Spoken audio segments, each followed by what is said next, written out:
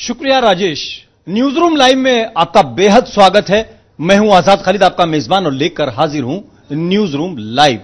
News room live में आज सबसे पहले बात करते हैं पश्चिम बंगाल की, जहां पीएम मोदी ने बाकायदा बीजेपी के चुनावी जो अभियान है उसका बिगुल फूंक दिया है। राजनाथ सिंह भी वहां थे और ममता सरकार को जमकर घेरने की कोशिश की है। और अगर देखा जाए वहां पर जितनी भीड़ थी वो अपने आप में ऐतिहासिक थी। इतना ही नहीं, पीएम मोदी को लगने लगा कि भीड़ ज्यादा है, कहीं कोई अनहोनी ना हो जाए, जिसकी वजह से सिर्फ 14 मिनट में ही उन्होंने अपने भाषण को समाप्त किया ताकि लोग सुरक्षित रह सके। जरा देखिए एक रिपोर्ट।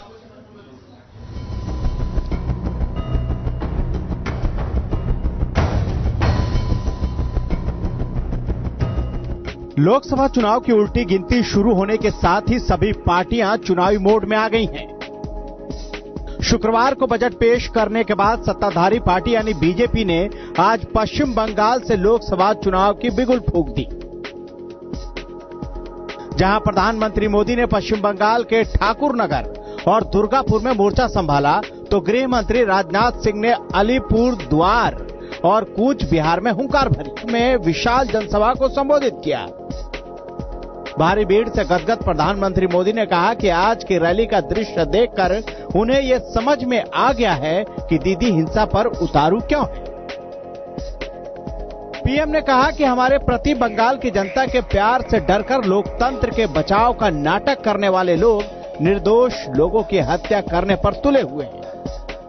ये दृश्य देखने के बाद मुझे समझ आ रहा है कि दीदी हिंसा पर क्यों उतर आई है।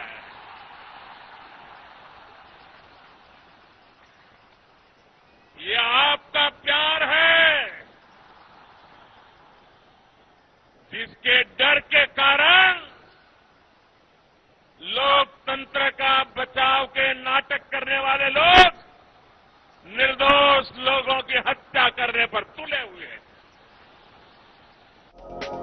प्रधानमंत्री की रैली में भीड़ इतनी ज्यादा थी कि भगदड़ जैसी स्थिति पैदा हो गई। इसके बाद उन्होंने मात्र 14 मिनट में अपना भाषण समाप्त कर दिया। पीएम मोदी जब भाषण दे रहे थे उस समय भारी भीड़ के कारण एक दूसरे के साथ धक्का मुक्की करने लगे। इसके बाद पीएम ने लोगों से शांति बनाए रखने की अपील की। मेरी आपसे विनती है कि अब मैदान में जगह नहीं है, अपने ही लोगों को परेशानी हो रही है। आप ऐसा मत कीजिए, आप ऐसा मत कीजिए। आपका प्यार मेरे सर आंखों पर, लेकिन ये आपका उत्साह, ये उमंग, आज ये जगह कम पड़ गई, ये मैदान छोटा पड़ गया और इसके कारण आपको असुविधा हो रही है। पीएम ने इस मौके पर बजट से किसानों के लिए दिए गए सौगातों का जिक्र करते हुए कहा कि इस बजट से हर वर्ग को फायदा होगा। पीएम ने कहा कि कल बजट में जो घोषणाएं की गई हैं, उनसे देश के 12 करोड़ से ज्यादा छोटे किसान परिवारों, 30 से 40 करोड़ श्रमिकों, मजदूर और 3 करोड़ से ज्यादा मध्यम वर्ग के परिवारों को सीधा लाभ मिलेगा। कल बजट में जिन योजनाओं की घोषणा की गई है, उनसे देश के 12 करोड़ से ज्यादा छोटे किसान परिवारों को, 30-40 करोड़ श्रमिकों को, मेरे मजदूर भाई बहनों को और 3 करोड़ से ज्यादा मध्यम वर्ग के परिवारों को सीधा लाभ मिलना तय है। प्रधानमंत्री मोदी ने किसानों के कर्ज माफी के बहाने कांग्रेस पर जोरदार हमला बोला। पीएम ने कांग्रेस पर किसानों की कर्ज माफी के नाम पर धोखा का आरोप लगाया। आपने देखा होगा कि अभी कुछ राज्यों में कर्ज माफी के नाम पर किसानों से वोट मांगे गए। परिणाम क्या हुआ? ऐसे किसानों की कर्ज माफी हो रही है जिसने कभी कर्ज लिया ही नहीं। जिसने कर्ज लिया उसकी 2.5 लाख रुपए की माफी का वायदा किया था और माफी हुई 13 रुपये की। ये कहानी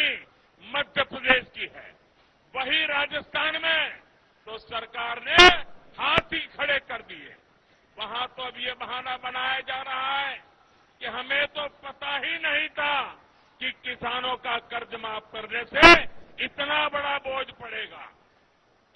कर्नाटक में जो किसान कर्ज नहीं दे पा रहे हैं, उनके पीछे पुलिस लगा दी गई है। ये है कांग्रेस की किसान और कृषि नीति। पीएम ने नागरिकता कानून पर आनाकानी करने वाली ममता बनर्जी को भी घेरा।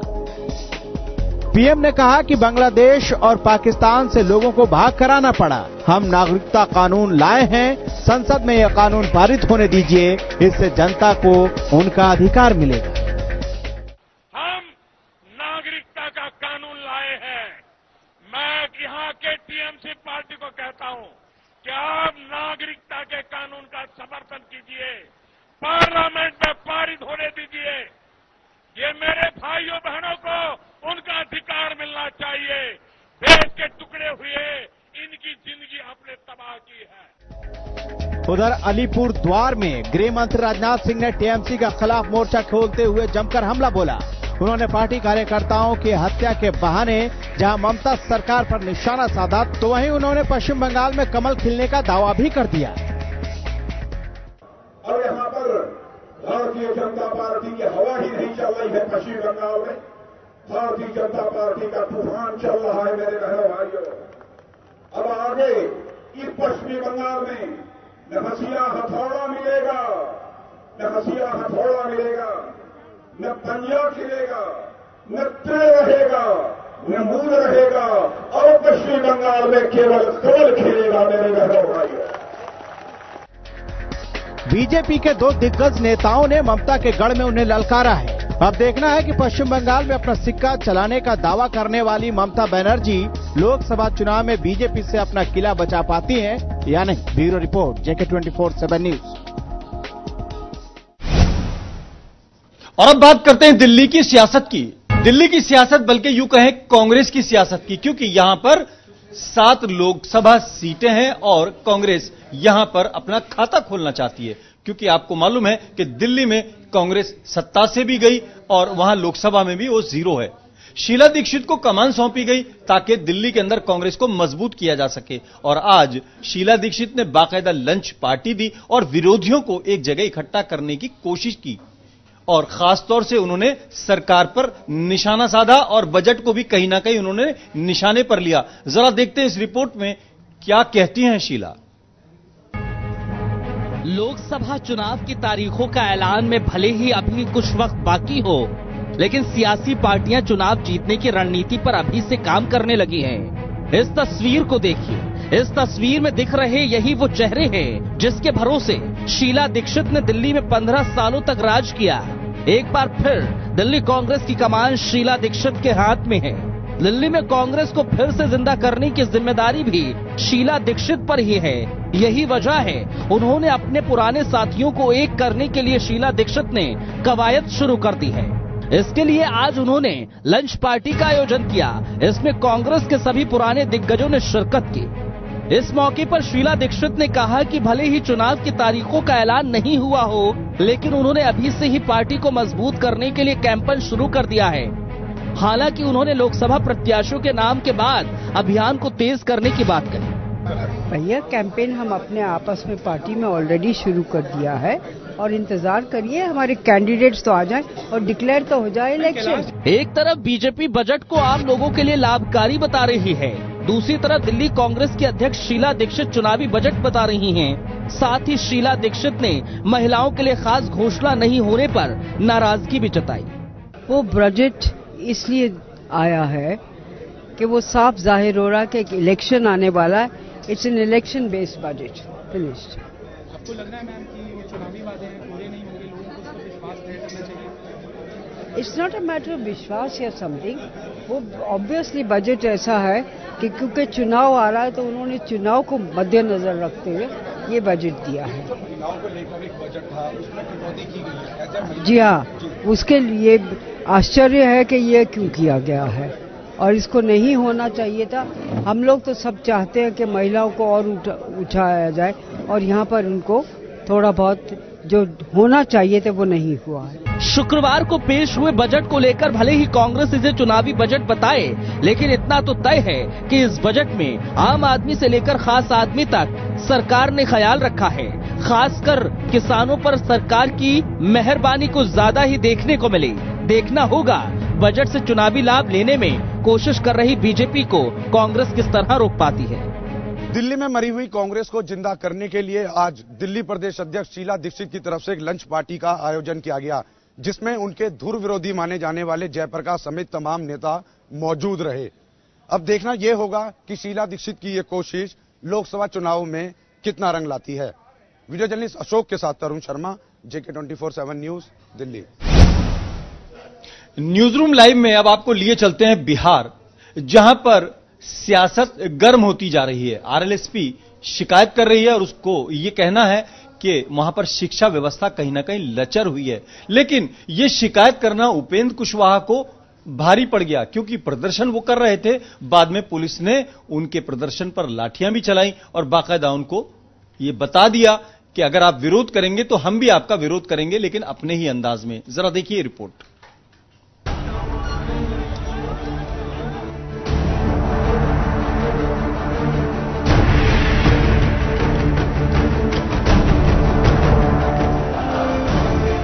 सर पर मुरैठा बांधकर मैदान में उतरे यह पूर्व केंद्रीय शिक्षा राज्य मंत्री और RLSP प्रमुख उपेंद्र कुशवाहा।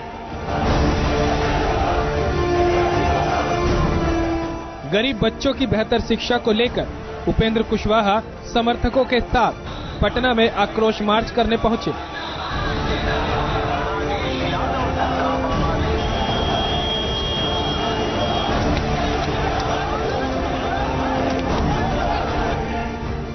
राजधानी पटना के डाक बंगला चौराहे पर जैसे ही कुशवाहा का आक्रोश मार्च पहुंचा, कुशवाहा के समर्थक बेकाबू हो गए। आक्रोश मार्च के दौरान भीड़ को नियंत्रित करने के लिए पुलिस ने पहले वाटर कैनन का इस्तेमाल किया।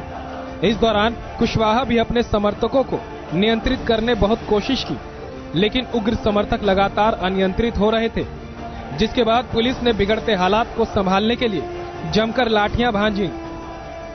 इस दौरान न सिर्फ कुशवाहा के समर्थक घायल हुए, बल्कि खुद पुलिस की लाठी के शिकार RLSP प्रमुख उपेंद्र कुशवाहा भी हो गए।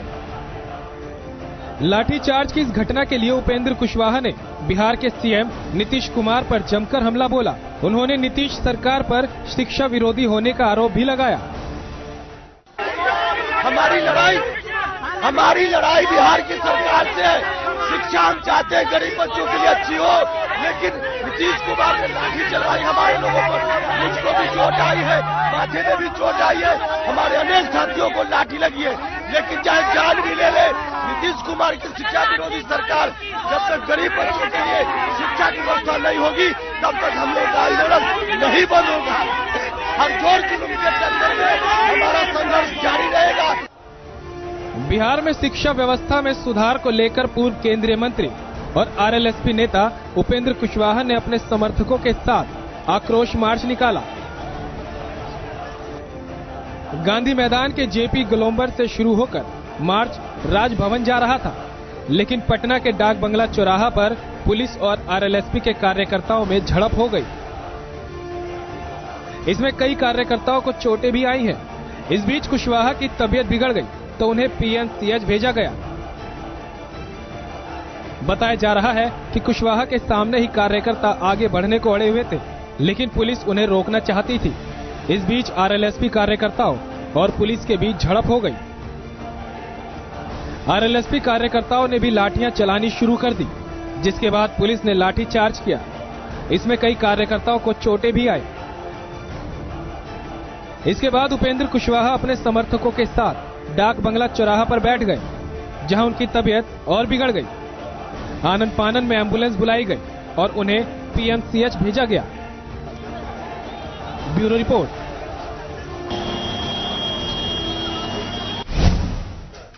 बात बिहार की चल रही थी तो बात कर लेते वहां के अपराध की भी, क्योंकि अभी जो आप लाठी देख रहे थे वो राजनीतिक लाठी थी, लेकिन अब बात करते हैं पुलिस और अपराधियों के बीच में होने वाली एक लाइव एनकाउंटर की, और एक हत्या की, और एक पेट्रोल पंप लूट की। हत्या की बात बता दें आपको, शहाबुद्दीन के भतीजे सिवान के बाहुबली शहाबुद्दीन के भतीजे का मर्डर हुआ है और कई ऐसी घटनाएं जिसके बाद लगने लगा है कि सुशासन बाबू के राज में अपराधी बेखौफ क्यों है। हालांकि वहां के डीजीपी नए नए हैं और उनको बड़ी स्टाइल में रहने की आदत है शायद। नीतीश बाबू, आप भी देख लीजिए कि आपके डीजीपी किस स्टाइल में बात कर रहे हैं।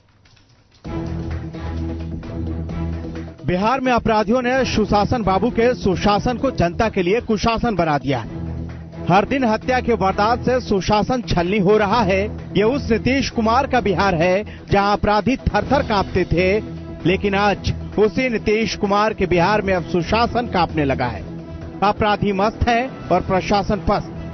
बिहार के सिवान में पूर्व सांसद शहाबुद्दीन के भतीजे की हत्या और बिहार की राजधानी पटना से सटे फतुहा में पेट्रोल पंप पर लूटपाट और पेट्रोल पंप के कर्मचारी की हत्या बिहार में बिगड़ती कानून व्यवस्था की ताजा मानगी है। सिवान के पूर्व सांसद और आरजेडी के बाहुबली नेता शहाबुद्दीन के भतीजे की हत्या से सिवान में दहशत का माहौल है। अपराधियों ने आरजेडी के पूर्व बाहुबली सांसद के भतीजे यूसुफ के सीने में करीब से गोली मारी। उसे अस्पताल ले जाया गया, जहां डॉक्टरों ने उसे मृत घोषित कर दिया। खबर मिलते ही बड़ी संख्या में लोग अस्पताल में पहुंच गए और हंगामा करने लगे। हत्या के कारणों का फिलहाल पता नहीं चल सका है। पुलिस आरोपियों की धरपकड़ के लिए लगातार छापेमारी कर रही है।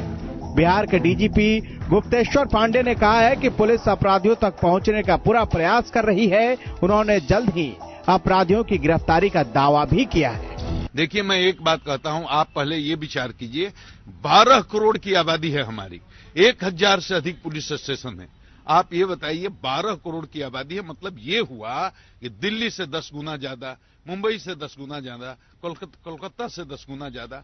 12 करोड़ की इस आबादी में ये 3 अपराध की घटनाएं हुई। एक जगह एक हत्या हुई, एक जगह एक लूट हुई। तो ठीक है, मैं आपको दावे के साथ कह सकता हूं कि कोई भी अपराधी हो, वो अपराध करने के बाद बच नहीं सकता। चूहे के बिल से भी उसको खोज करके पुलिस निकाल लेगी। ये मैं विश्वास दिलाना चाहता हूं बिहार की जनता को। हाल ही में गुप्तेश्वर पांडे ने बिहार डीजीपी का पद संभाला है। पद संभालते ही उन्होंने कहा था कि प्रदेश में क्राइम को सबसे पहले रोका जाएगा। हालांकि अब उनके इस बयान को अपराधी फेल करते नजर आ रहे हैं। बिहार की राजधानी पटना के पास फतुहा में अपराधियों ने एक पेट्रोल पंप पर गुंडाई की हद पार कर दी। न सिर्फ पेट्रोल पंप पर लूटपाट की, बल्कि अपराधियों ने एक पेट्रोल पंप कर्मचारी की गोली मारकर हत्या कर दी। इस घटना से साफ दिखाई दे रहा है कि नीतीश सरकार में बिहार में अपराध चरम पर है। जहां कभी बिहार में जंगल राज का शोर मचाने वाले भी अब अपने मुंह पर टेप चिपकाए पड़े हैं और नीतीश के सुर में सुर मिलाते हुए सिर्फ ये कह रहे हैं कि अपराधियों की खैर नहीं। देखिए, बिहार के अंदर सख्ती से नीतीश कुमार जी अपराध और अपराधियों के खिलाफ लड़ रहे हैं। जो भी अपराधी अपराध में शामिल हैं, उनकी खैर नहीं। उनको मालूम होगा कि नीतीश कुमार जी ने न अपराध से कभी समझौता किया है, न करेंगे। अपराध और अपराधियों को सख्त सजा मिलेगी। बिहार की जनता अपराधियों की खैर और खैरियत नहीं चाहती। अपराध पर बड़ी बड़ी बातें नहीं चाहती।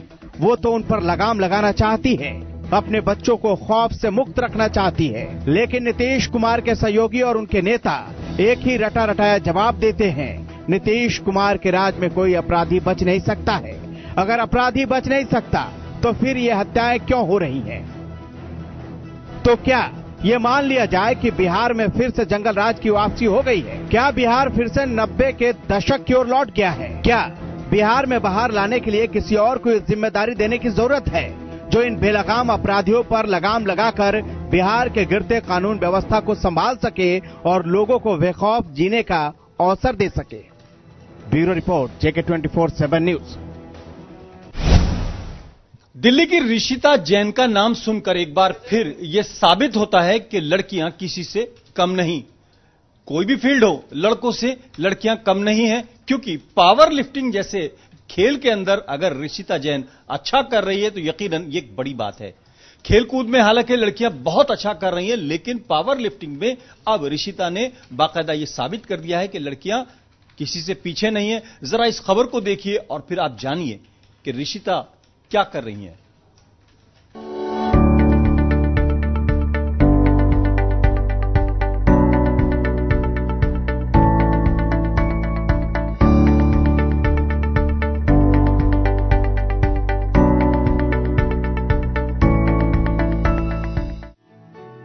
अपने सपनों को मंजिल तक पहुंचाने में 15 साल की ऋषिता जैन दिन रात मेहनत में जुटी हुई हैं।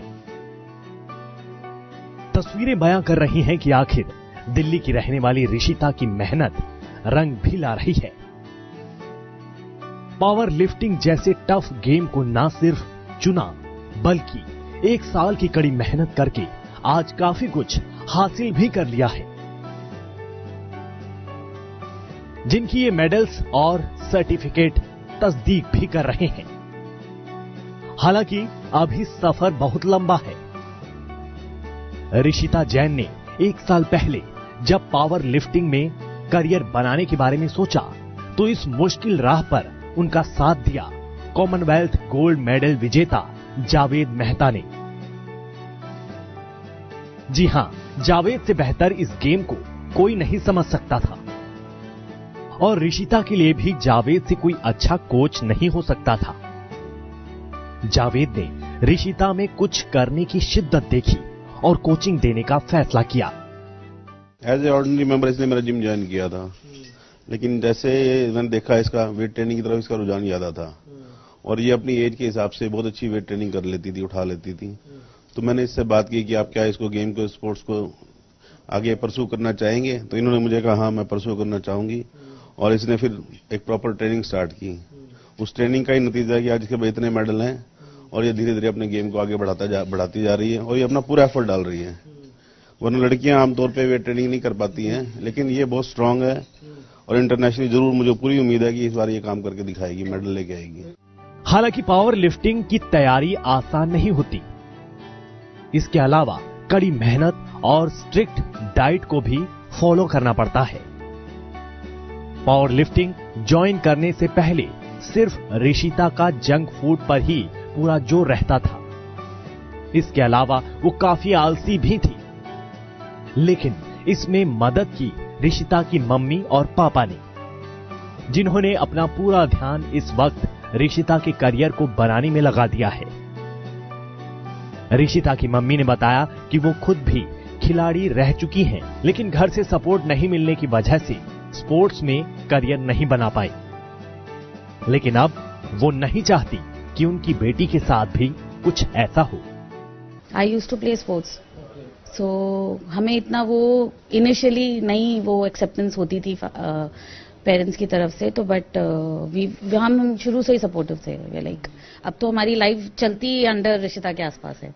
ऋषिता का ये खाना है, ऋषिता का ये ट्रेनिंग है, ये टाइम है, तो we plan it everything according to her. ये है कि इसकी पूरी डाइट का ध्यान रखते हैं। हम लोगों ने पहले हम बहुत जंक खाते थे, बाहर का खाया, ये खाया। अब now being her diet has to be absolutely rich with proteins and vegetables, और हम सब ने अपना डाइट चेंज कर दिया अकॉर्डिंगली। हम सारे वेजिटेरियन, ये मेरे ख्याल से अकेली पावर लिफ्टर होगी उस pure vegetarian, not even eggs. तो भैया से पूछ के and everything we changed our whole eating regime. Now we eat only healthy. जो इसने खाना है उस हिसाब से सब कुछ प्लान आउट करके बनाते हैं, मॉर्निंग टिल द इवनिंग, कि भाई ये ऋषिता ने खाना है, ये खाना है।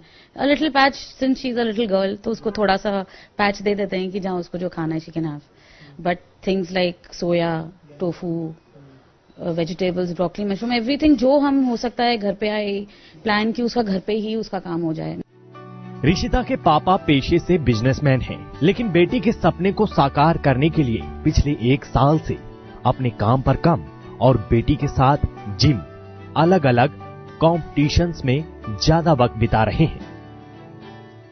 सर, जो मैं कर सकता हूँ, जितना सपोर्ट मैं अपनी तरफ से डाल सकता हूँ, अपना समय दे सकता हूँ, इक्विपमेंट्स प्रोक्योर कर सकता हूँ, जहाँ जहाँ मिलते हैं वहाँ से मंगाना। सारे यहाँ नहीं मिलते, यूएस वगैरह से मंगाने पड़ते हैं, यहाँ रेडली अवेलेबल नहीं है, तो वो सब इसको प्रोक्योर कराना, फिर इसके साथ जाना हर जगह जहाँ जहाँ कंपटीशन होते हैं। अकेले तो जाना पॉसिबल नहीं है सब जगह, तो साथ जाना पड़ता है। उतना समय इसके साथ वहाँ पे खड़े रहना पड़ता है, इसको प्रैक्टिस वहाँ करानी पड़ती है, वहाँ पे इसका वार्म अप वगैरह कराना पड़ता है।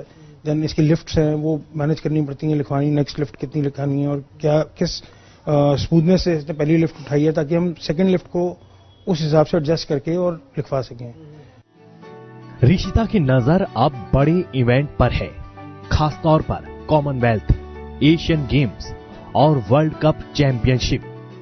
मेरे को पहले इंडिया को प्राउड करना है, इंटरनेशनल खेलना है, सबसे बड़ा ड्रीम है मेरा, वो मुझे किसी भी हाल में करना ही है। एंड तब तक मेरे ट्रायल्स क्लियर नहीं होंगे, लाइक कॉमनवेल्थ एंड उसके, वर्ल्ड एशियन के, तब तक मैं कुछ कर ही नहीं सकती, तो उसके लिए प्रेपरेशन हो रही है। कहते हैं मेहनत करने वालों की कभी हार नहीं होती, और मेहनत के बाद मिलने वाली कामयाबी का स्वाद भी कुछ अलग ही होता है। ऋषिता के परिवार वालों का बस इतना सा ख्वाब है कि वो परिवार के साथ पूरे देश का नाम रोशन करे। JK24/7 न्यूज के लिए दिल्ली से प्रणय शर्मा की रिपोर्ट। मैं आज फिलहाल इतना ही, अपने मेजबान आजाद खालिद को इजाजत दें। अगला प्रोग्राम देखिए अशफाक गौहर के साथ।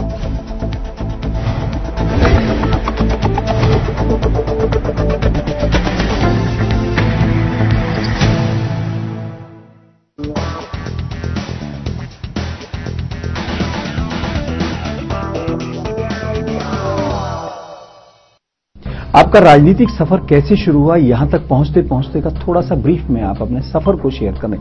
वैसे मैं एक छोटे से गांव से भेड़ बकरी चराने वाले, गाय भैंस रखने वाले परिवार से आता हूं, जहां पढ़ाई बड़ी मुश्किल थी।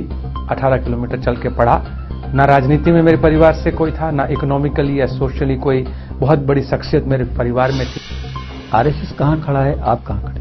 मुझे लगता है कि देश के प्रति कुर्बानी देने वाला और एक देश के आजादी के आंदोलन में गद्दारी करने वाले, ये दो सोच अलग है। गौरवशाली अगर बात करें इतिहास में, आज आप बिल्कुल गुम हो गए।